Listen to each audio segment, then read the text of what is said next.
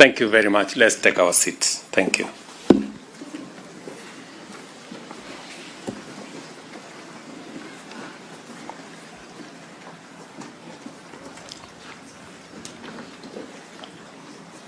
Scott Christian University Chancellor, members of the University Council, Vice Chancellor, faculty, staff, parents and guardians, distinguished graduates, students, ladies and gentlemen, good morning. Praise God. Bwana Yesu asifiwe.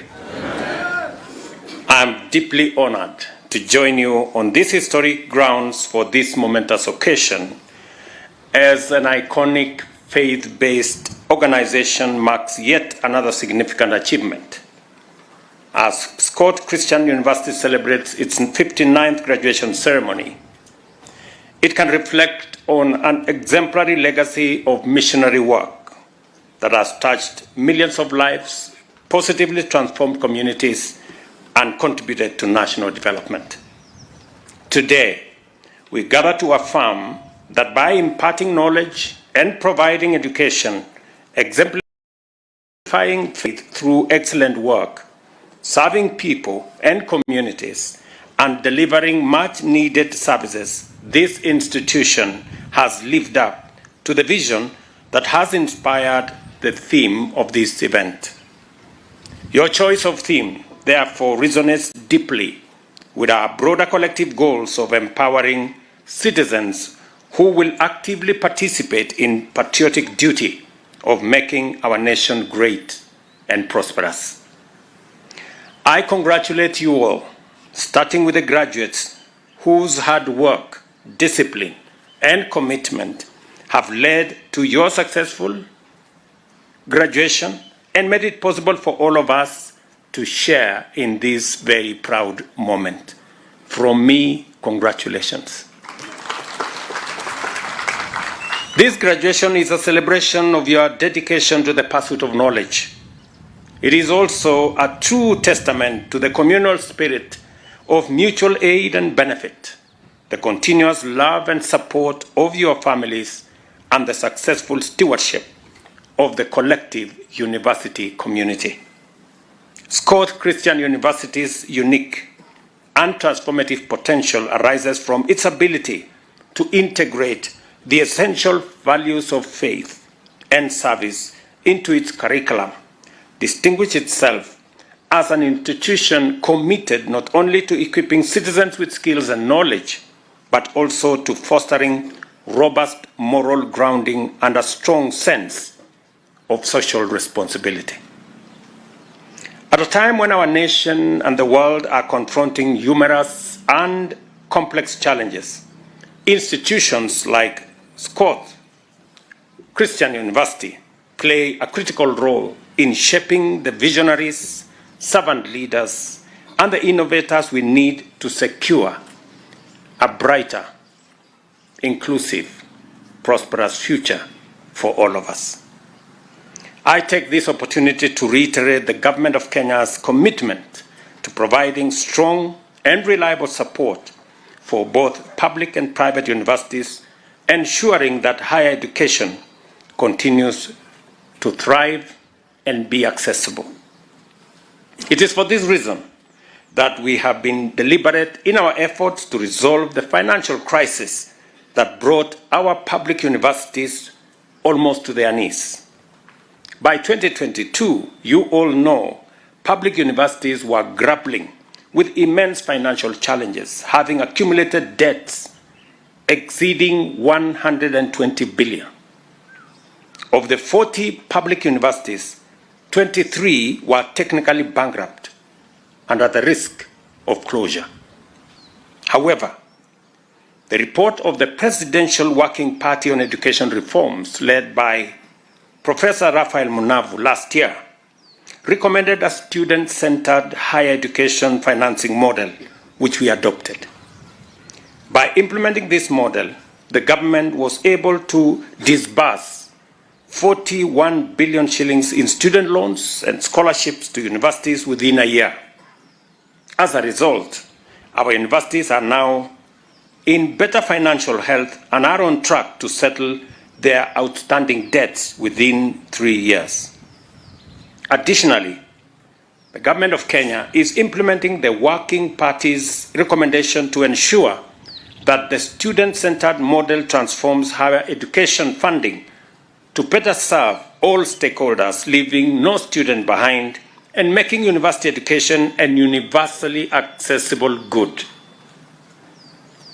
I know for a fact, and I have been briefed here, that this university suffered from the old model's deficiencies, and that today the Government of Kenya owes this university upwards of 460 million. I know it has done big damage to this university, and that is why I took the responsibility to sort out the challenges that bedeviled the old model. The old model almost brought many of our universities to closure. I know this university suffered a great deal. I am aware that this university was temporarily closed for a few months. And it was not right, because we were responsible for the huge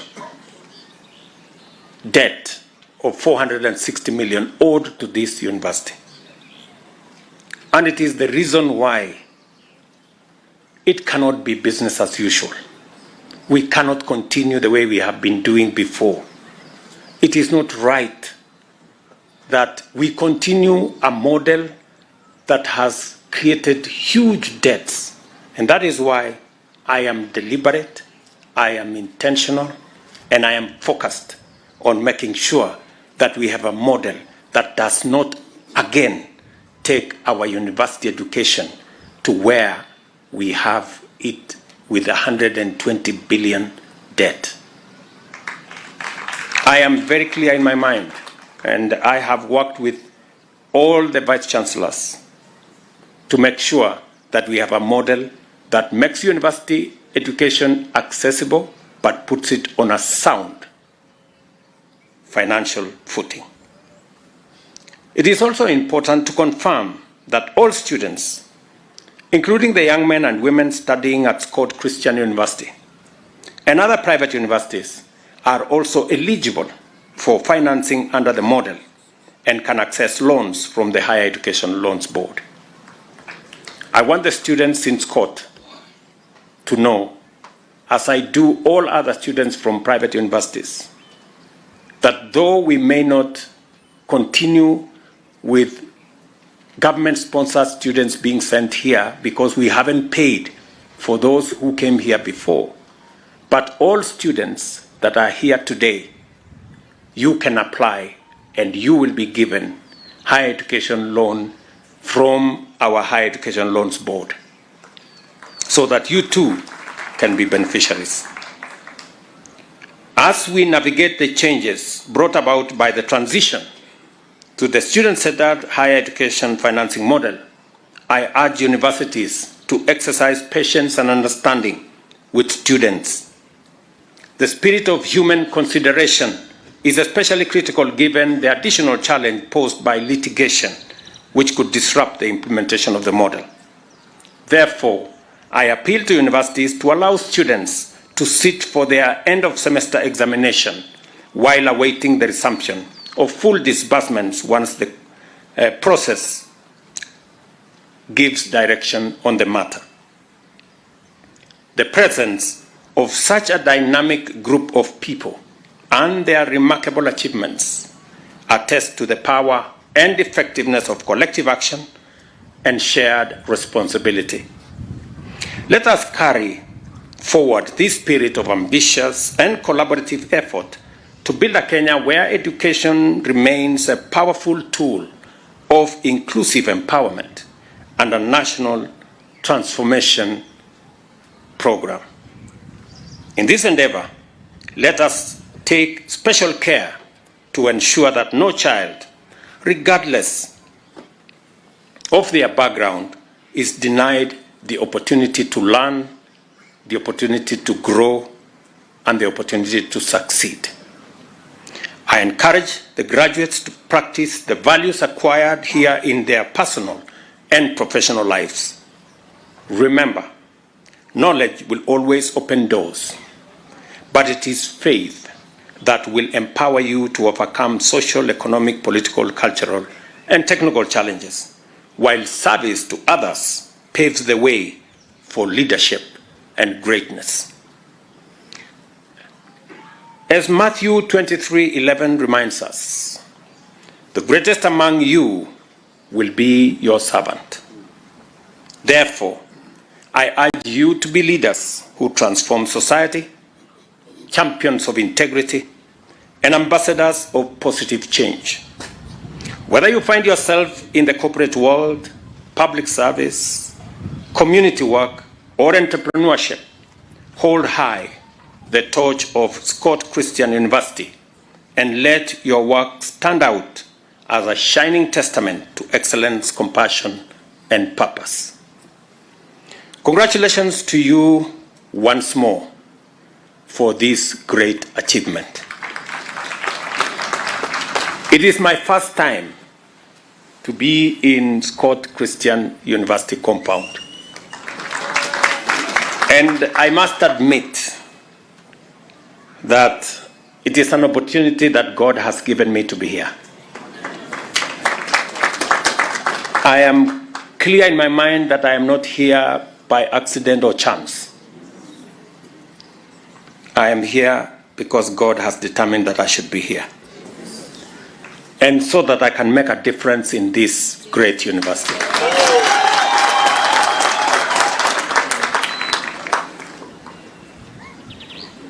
And because God has given me an opportunity to serve this great nation that we all love, I have seen that the road to this university is good up to the gate.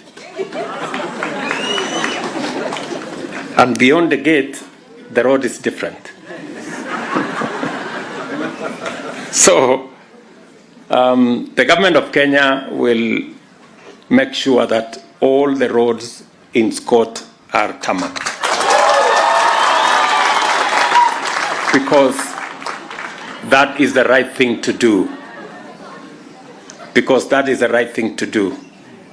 This institution serves this county, serves our great nation, and therefore, whatever we are doing outside the gate, we must do it also inside the university compound. I have also been informed by the Vice Chancellor here that whenever there are blackouts, you do not have a backup system. Again, we will make sure that there is a backup generator and system to make sure that learning is not interrupted whenever, once in a while, we have blackouts. Let me also confirm that among the graduates here today are people graduating from ICT training. And I am informed that there are not enough or adequate computer facilities. Again, as a government, we are going to assist this university to equip your ICT labs, and 100 computers will be delivered to make sure that our ICT learners join in the big program that we have to create a digital ecosystem that not only supports our service delivery, our digital jobs program, but also digital commerce that will inform our entrepreneurship and our business environment. I have also talked to the university management, and we are going to see what we are going to do about the huge debt owed by government of Kenya, not just to this university, but to other private universities and indeed public universities, so that we can correct the wrong that went into the funding of our university education and make sure it is on sound footing and that every child in Kenya has a chance, a good chance at life, because they have access education. And that goes all the way to our primary schools and secondary schools and Tibet.